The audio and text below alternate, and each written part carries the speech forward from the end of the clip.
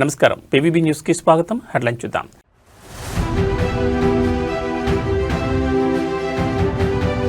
Davos వేదికగా తెలుగు ముఖ్యమంత్రుల పెట్టుబడుల వేట. స్విట్జర్లాండ్కు బయలుదేరిన చంద్రబాబు, రేవంత్ రెడ్డి దిగ్గజ సీఈఓలతో భేటీ.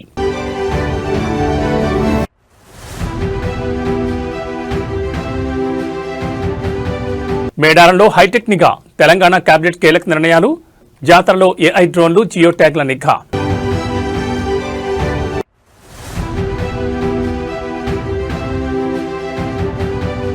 AP liquor scam. వైసీపీ ఎంపీకి ఈడీ నోటీసులు.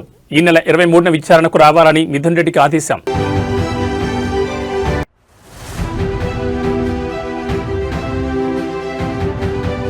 T20 world cup. బంగ్లాదేశ్కు ఐసీసీ డెడ్లైన్. భారత్లో మ్యాచ్లాడే విషయంపై ఈ నెల 21లోగా తేల్చుకోవాలని స్పష్టీకరణ. దక్షిణ భారత కుంభమేళా మేడారం జాతర ఈసారి హైటెక్ హంగులతో సాగనుంది. ఆర్టిఫిషియల్ ఇంటెలిజెన్స్ నుంచి జియో ట్యాగ్ల వరకు భక్తుల రక్షణ లక్ష్యంగా తెలంగాణ ప్రభుత్వం భారీ ఏర్పాట్లు చేసింది. ఈ నెల 28 నుంచి ప్రారంభం కానున్న ఈ మహాఘట్టం కోసం మేడారం 2.0 టెక్నాలజీని తీసుకొచ్చారు. ఏఐ నిఘా, టీజీ క్వెస్ట్ డ్రోన్లు, హీలియం బెలూన్ కెమెరాల ద్వారా 30 కిలోమీటర్ల మేర గగనతలం నుంచి నిరంతర పర్యవేక్షణ ఉంటుంది. ఇవి తొక్కిసలాట ముప్పును ముందే పసిగట్టి అధికారులను అలర్ట్ చేస్తాయి. జియో ట్యాగింగ్ పిల్లలు, వృద్ధులు తప్పిపోకుండా ఉండేందుకు వారి చేతికి క్యూఆర్ కోడ్ ఉన్న జియో ట్యాగ్లను కడతారు. Face recognition. నేరగాళ్లను గుర్తించేందుకు ముఖ గుర్తింపు సాంకేతికతను వాడుతున్నారు. సుమారు 13,000 మంది పోలీసుల పహారాలో అత్యాధునిక కమాండ్ కంట్రోల్ సెంటర్ పర్యవేక్షణలో ఈ ఏడాది జాతర జరగనుంది.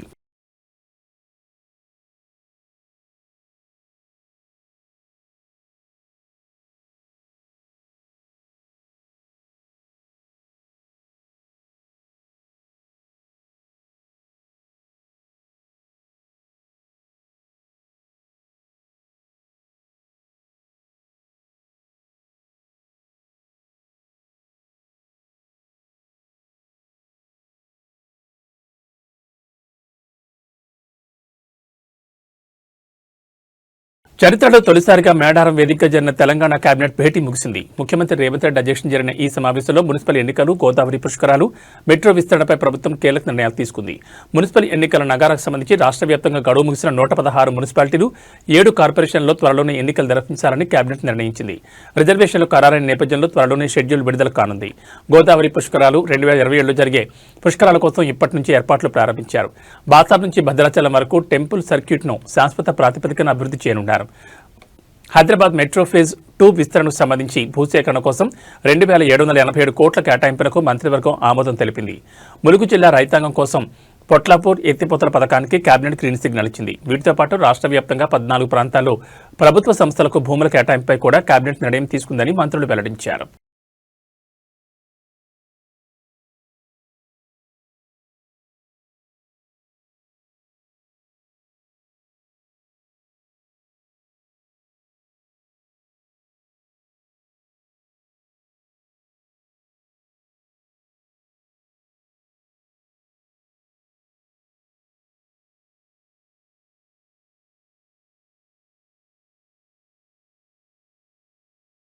రాష్ట్ర రాజకీయాల్లో పటాన్చెరు ఎమ్మెల్యే మహిపాల్ రెడ్డి వ్యాఖ్యలు పెను సంచలనం రేపుతున్నాయి. తాను కాంగ్రెస్లో చేరి తప్పుడు నిర్ణయం తీసుకున్నానంటూ ఆయన చేసిన వ్యాఖ్యలు ఇప్పుడు హాట్ టాపిక్గా మారాయి. మున్సిపల్ ఎన్నికల సన్నాహక సమావేశంలో తన అనుచరులతో మాట్లాడిన మహిపాల్ రెడ్డి ఆనాటి పరిస్థితుల వల్లే కాంగ్రెస్లో చేరానని, కానీ దానివల్ల నియోజకవర్గానికి కానీ ప్రజలకు కానీ ఎలాంటి ప్రయోజనం చేకూరలేదని అసహనం వ్యక్తం చేశారు. రాబోయే మున్సిపల్ ఎన్నికల్లో బీఆర్ఎస్ అభ్యర్థుల్ని గెలిపించాలని ఆయన కార్యకర్తలకు పిలుపునివ్వడం విశేషం. పటాన్చెరు పరిధిలోని 5 మున్సిపాలిటీల్లో ఉన్న 104 మంది కౌన్సిలర్లను గెలిపించే బాధ్యత కార్యకర్తలపైనే ఉందని ఆయన స్పష్టం చేశారు. మీడియాకు అనుమతి లేని అంతర్గత సమావేశంలో ఎమ్మెల్యే చేసిన వ్యాఖ్యలు బయటకు రావడంతో ఆయన తిరిగి కారెక్కుతారా అనే చర్చ జోరుగా సాగుతోంది.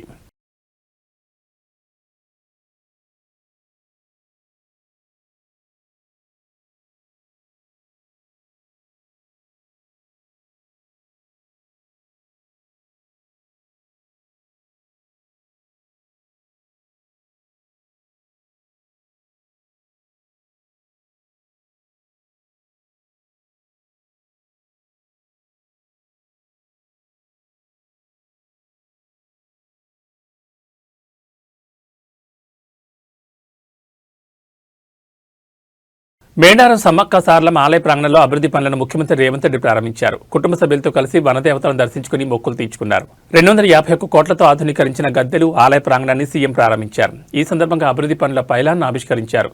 తన మనవడితో కలిసి అమ్మవార్లకు నిలువెత్తు బంగారాన్ని సమర్పించి ప్రత్యేక పూజలు నిర్వహించారు. ఈ కార్యక్రమంలో డిప్యూటీ సీఎం భట్టి విక్రమార్క, మంత్రులు సీతక్క, పొంగులేటి శ్రీనివాసరెడ్డి సహా పలువురు ప్రజాప్రతినిధులు పాల్గొన్నారు. మహాజాతర కోసం వచ్చే భక్తులకు ఎలాంటి ఇబ్బందులు కలగకుండా పక్కా ఏర్పాట్లు చేయాలని ఈ సందర్భంగా అధికారులను సీఎం ఆదేశించారు.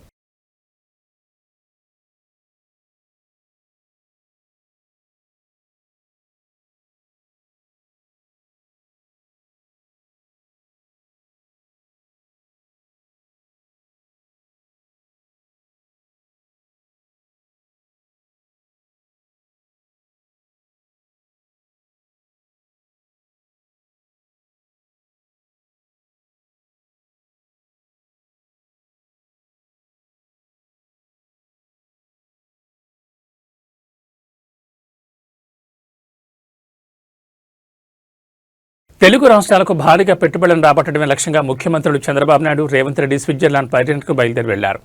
దావోస్లో నేటి నుంచి ప్రారంభం కానున్న ప్రపంచ ఆర్థిక వేదిక సదస్సులో ఇద్దరు ముఖ్యమంత్రులు వేర్వేరుగా అంతర్జాతీయ పారిశ్రామిక దిగ్గజాలతో భేటీ కానున్నారు. 36 కార్యక్రమాల్లో ఏపీ సీఎం చంద్రబాబు నాయుడు 4 రోజుల పాటు దావోస్లో పర్యటిస్తారు. పర్యటనలో భాగంగా Tata Sons chairman N Chandrasekaran, UAE ఆర్థిక మంత్రి Abdullah bin Touq Al Marri సహా పలువురు సీఈఓలతో సమావేశమవుతారు. గ్రీన్ ఎనర్జీ, ఏఐ, అమరావతిలో క్వాంటమ్ వ్యాలీ ఏర్పాటుపై చంద్రబాబు ప్రత్యేకంగా చర్చించనున్నారు. వనదేవతల ఆశీస్సులతో మేడారం దర్శనానంతరం సీఎం రేవంత్ రెడ్డి నేరుగా దావోస్కు బయలుదేరారు. 5 రోజుల పాటు జరిగే ఈ పర్యటనలో ఆయన Telangana next gen life sciences policy 2026-2030ని ఆవిష్కరించనున్నారు. ఏఐ ఇన్నోవేషన్ హబ్, తెలంగాణలో ఆర్టిఫిషియల్ ఇంటెలిజెన్స్ హబ్ ఏర్పాటు, మూసీ పునరుజ్జీవం, ఫ్యూచర్ సిటీ ప్రాజెక్టులకు పెట్టుబడులే లక్ష్యంగా మంత్రి శ్రీధర్ బాబుతో కలిసి సీఎం రేవంత్ చర్చలు జరుపుతారు. 2 రాష్ట్రాలు ఈసారి లక్షల కోట్ల రూపాయల పెట్టుబడులే లక్ష్యంగా గ్లోబల్ ఇన్వెస్టర్ల ముందుకు వెళ్తున్నాయి. దావోస్ వేదికగా కుదిరే ఒప్పందాలు తెలుగు రాష్ట్రాల ఆర్థిక పురోభివృద్ధికి ఎలా దోహదపడతాయో వేచి చూడాలి మరి.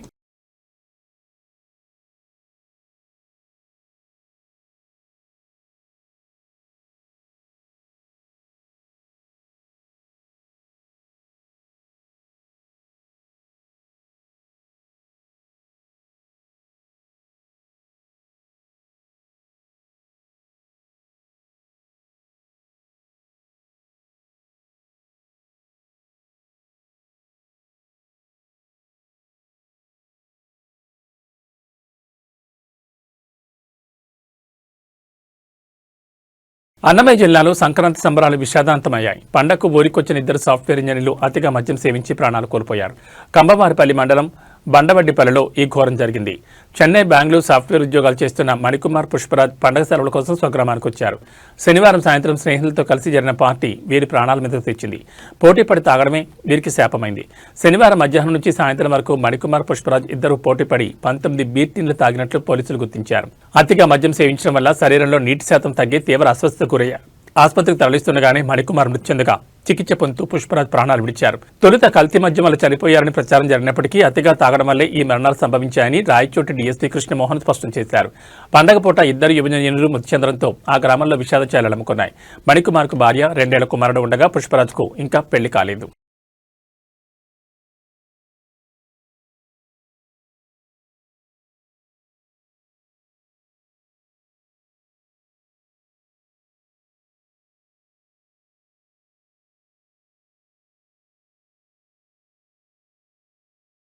పల్నాడు జిల్లా గురజాల నియోజకవర్గంలో వైసీపీ కార్యకర్త మంద సల్మాన్ హత్య రాష్ట్ర రాజకీయాల్లో వేడి పుట్టిస్తోంది. ఈ ఘటనపై ఫిర్యాదు చేసేందుకు వైసీపీ నేతలు ఈ రోజు రాష్ట్ర డీజీపీని కలవనున్నారు. పిన్నెలకు చెందిన మంద సల్మాన్ను ప్రత్యర్థులు ఇనుపరాటతో కొట్టి దారుణంగా హత్య చేశారని వైసీపీ ఆరోపిస్తోంది. ఈ ఘటనపై చర్చించేందుకు అపాయింట్మెంట్ కోరుతూ వైసీపీ ఎమ్మెల్సీ లేళ్ల అప్పిరెడ్డి డీజీపీకి లేఖ రాశారు. గ్రామం విడిచి బయట తలదాచుకుంటున్న సల్మాన్ తన భార్యను కలిసేందుకు పిన్నెలకు వచ్చిన సమయంలోనే ఈ దాడి జరిగినట్లు సమాచారం. రాష్ట్రంలో శాంతి భద్రతలు పూర్తిగా దిగజారాయని, ముఖ్యంగా దళిత కార్యకర్తలకు రక్షణ కరువైందని లేళ్ల అప్పిరెడ్డి విమర్శించారు. ఈ కేసులో నిందితులను త్వరగా గుర్తించి కఠినంగా శిక్షించాలని, బాధితులకు న్యాయం చేయాలని వైసీపీ బృందం డీజీపీని కోరనుంది. ఈ హత్యోదంతో పల్నాడు జిల్లాలో ఉద్రిక్త పరిస్థితులు నెలకొన్నాయి.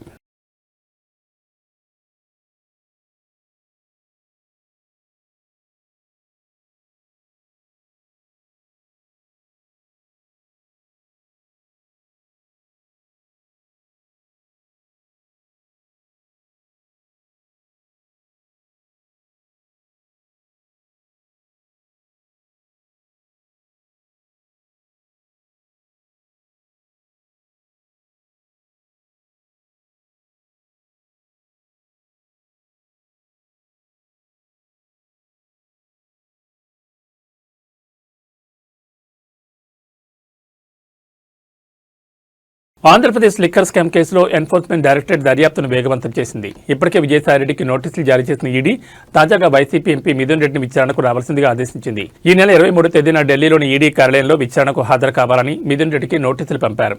అంతకంటే ముందే అంటే ఈ నెల 22న విజయసాయిరెడ్డిని విచారించనున్న ఈడీ ఆ మరుసటి రోజు మిథున్ రెడ్డిని విచారించనుండడం రాజకీయ వర్గాల్లో కలకలం రేపుతోంది.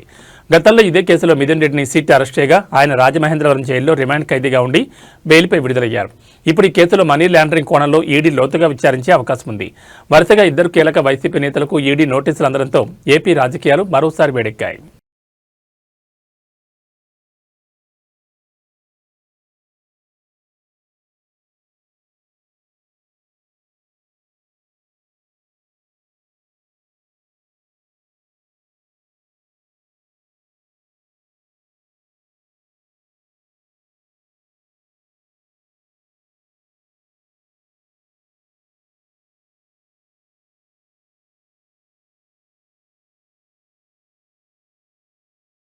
సినీ నిర్మాత బండ్లగానే షాద్నగర్ నుంచి తిరుమల వరకు పాదయాత్రను ప్రారంభించారు. సంకల్ప యాత్ర పేరుతో చేపట్టిన ఈ యాత్రపై ఆయన స్పష్టతనిస్తూ ఇది కేవలం తన వ్యక్తిగత మొక్కు మాత్రమేనని స్పష్టం చేశారు.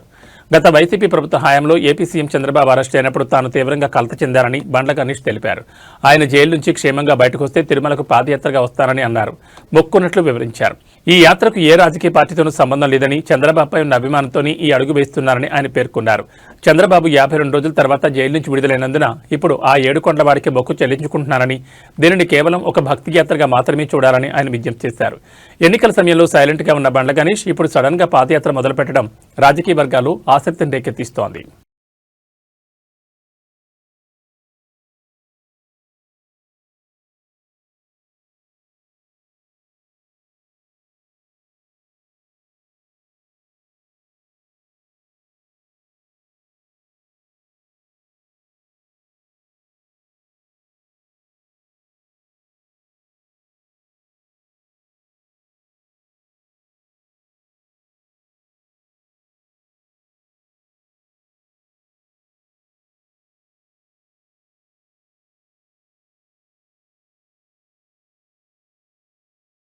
మెగా ఫ్రెండ్స్ వరుణ్ తేజ్ పుట్టినరోజు సందర్భంగా ఆయన అభిమానులకు అదిరిపోయే అప్డేట్ అందింది. వరుణ్ తేజ్ మెర్లపాక గాంధీ కాంబినేషన్లో తెరకెక్కుతున్న క్రేజీ ప్రాజెక్ట్ టైటిల్ మరియు గ్లిమ్స్ ను చిత్ర యూనిట్ అధికారికంగా విడుదల చేసింది. VT15 గా పిలువబడుతున్న ఈ చిత్రానికి కొరియన్ కనకరాజు అనే ఆసక్తికరమైన టైటిల్ ఖరారు చేశారు. కొరియా పోలీస్ స్టేషన్ బ్యాక్డ్రాప్ లో సాగే ఈ గ్లిమ్స్ అత్యంత ఉత్కంఠభరితంగా ఉంది. సమురాయ్ కత్తితో వరుణ్ తేజ్ చేస్తున్న యాక్షన్, చివర్లో కొరియన్ భాషలో ఆయన చెప్పే డైలాగ్ సినిమాపై అంచనాలు పెంచేస్తోంది. ఇది ఒక ఇండో కొరియన్ హర్రర్ కామెడీగా రూపొందుతోంది. తమను సంగీతం అందిస్తుండగా ఫస్ట్ ఫ్రేమ్ ఎంటర్టైన్మెంట్స్ ఈ చిత్రాన్ని నిర్మిస్తోంది. హైదరాబాద్, కొరియాలో షూటింగ్ పూర్తి చేసుకుని ఈ సినిమాను 2026 వేసవిలో విడుదల చేసేందుకు ప్లాన్ చేస్తున్నారు. ఈ మెగా అభిమానులకు ఈ కొరియన్ కనకరాజు సరికొత్త కిక్ ఇవ్వడం ఖాయంగా కనిపిస్తోంది.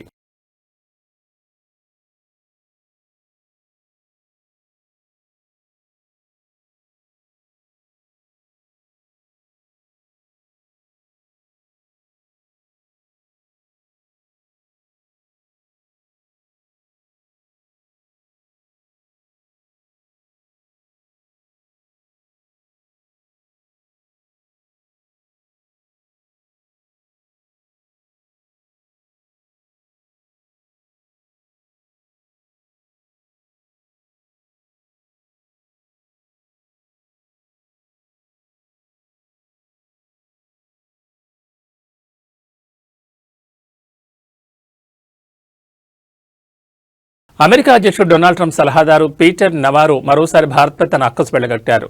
భారతీయులు ఉచితంగా పొందుతున్న ఏఐ సేవల వల్ల అమెరికన్లపై ఆర్థిక భారం పడుతోందంటూ ఆయన చేసిన వ్యాఖ్యలు ఇప్పుడు అంతర్జాతీయంగా చర్చనీయాంశమయ్యాయి. చాట్ జీపీటీ వంటి ఏఐ కంపెనీలు అమెరికాలోని డేటా సెంటర్లను వాడుకుంటూ భారత్, చైనా వంటి దేశాలకు ఉచిత సేవలు అందిస్తున్నాయని నవారో పేర్కొన్నారు.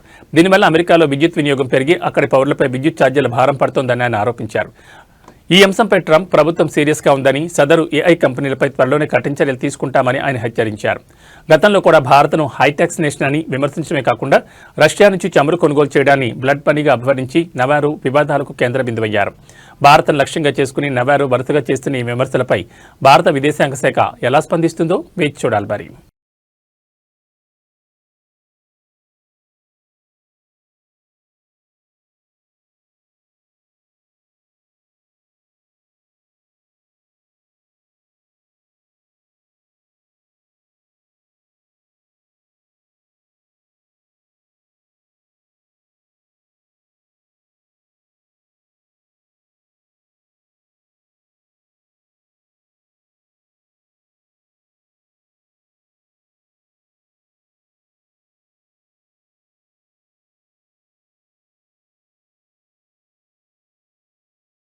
భారత్ శ్రీలంక వేదికలుగా జరగనున్న ఐసీసీ టీ20 ప్రపంచ కప్లో బంగ్లాదేశ్ జట్టు భాగస్వామ్యంపై సందిగ్ధత కొనసాగుతోంది. ఈ క్రమంలో బంగ్లాదేశ్ క్రికెట్ బోర్డుకు ఐసీసీ కీలక గడువు విధించింది. భారత్లో మ్యాచ్లు ఆడే విషయంపై ఈ నెల 21లోగా తుది నిర్ణయం చెప్పాలని ఐసీసీ డెడ్లైన్ విధించింది. షెడ్యూల్ మార్పుకు ఐసీసీ ససేమిరా అంటోంది. బంగ్లాదేశ్లో మైనార్టీలపై దాడుల నేపథ్యంలో భారత్లో తమ ఆటగాళ్లకు భద్రతపై బీసీబీ ఆందోళన వ్యక్తం చేస్తోంది. తమ మ్యాచ్లను శ్రీలంకకు మార్చాలని కోరుతోంది. భారత్లో బంగ్లా జట్టుకు ఎలాంటి ముప్పు లేదని, సెక్యూరిటీ రిస్క్ అసెస్మెంట్ ప్రకారం భద్రత తక్కువ నుంచి మధ్యస్థంగానే ఉందని ఐసీసీ భరోసా ఇచ్చింది. ఒకవేళ బంగ్లాదేశ్ తప్పుకుంటే ఆ స్థానంలో స్కాట్లాండ్ను టోర్నీలోకి తీసుకునే అవకాశం ఉంది. షెడ్యూల్ ప్రకారం ఫిబ్రవరి 7న కోల్కతాలో వెస్టిండీస్తో బంగ్లాదేశ్ తొలి మ్యాచ్ ఆడాల్సి ఉంది. మరి ఈ నెల 21లోగా బీసీబీ ఎలాంటి నిర్ణయం తీసుకుంటుందో చూడాలి. మరి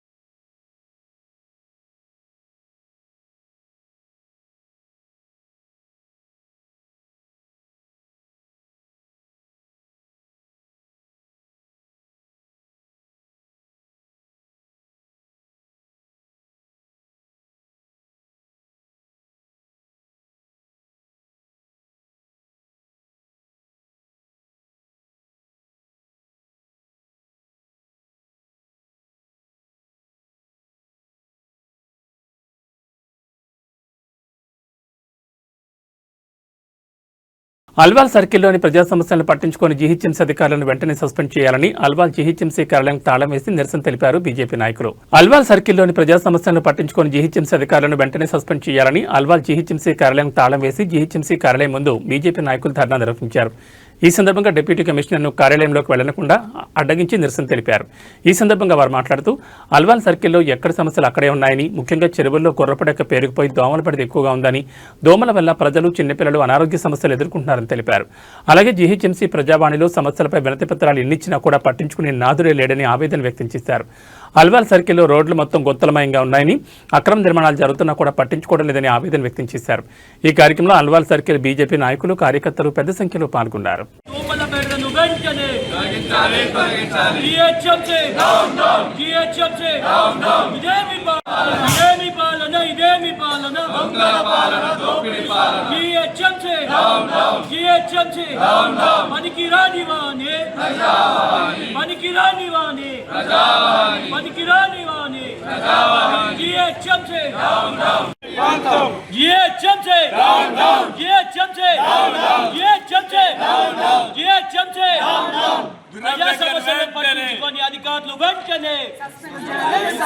ప్రజా సమస్యలను పట్టించుకొని అధికారులు వెంటనే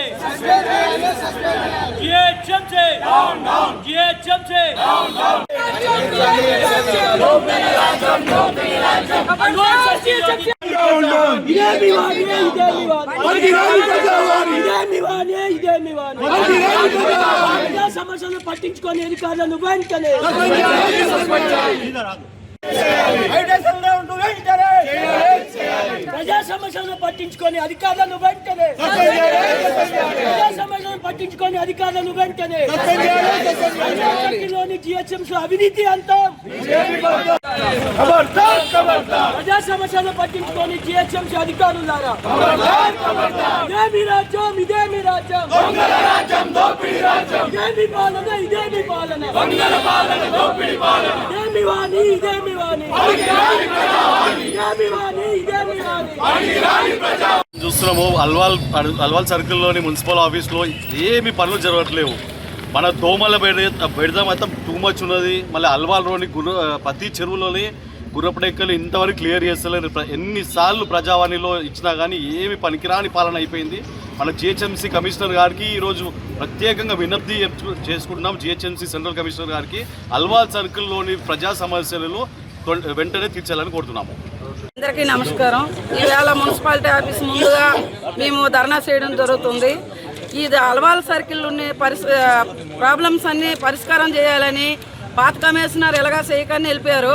కొత్త వాళ్ళు వచ్చారు, వాళ్ళు కూడా పట్టించుకొని మా బాధలన్నీ పట్టించుకుంటారని, మా బాధలన్నీ తీరుస్తారని ఈ అల్వాల్ మన బుల్లారంలోన సెలెక్ట్ ఆఫీస్ నుంచి బుల్లారం బజార్ వరకు రోడ్డు వర్షం వచ్చిందంటే అది ఒక గుండంలా తయారైంది.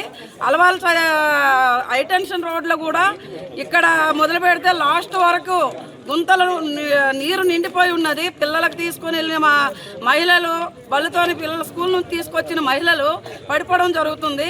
ఇవన్నీ అలవాళ్ళ ఎన్నెన్ని సమస్యలు ఉన్నాయి. ఈరోజు అల్వాల్ సర్కిల్కి చెందిన బీజేపీ సీనియర్ నాయకులు, బీజేపీ కుటుంబ సభ్యులు అందరం ఈరోజు జిహెచ్ఎంసీ ఆఫీస్ ముంగట కూర్చొని కమిషనర్ గారిని ప్రశ్నించడానికి వచ్చామన్నమాట.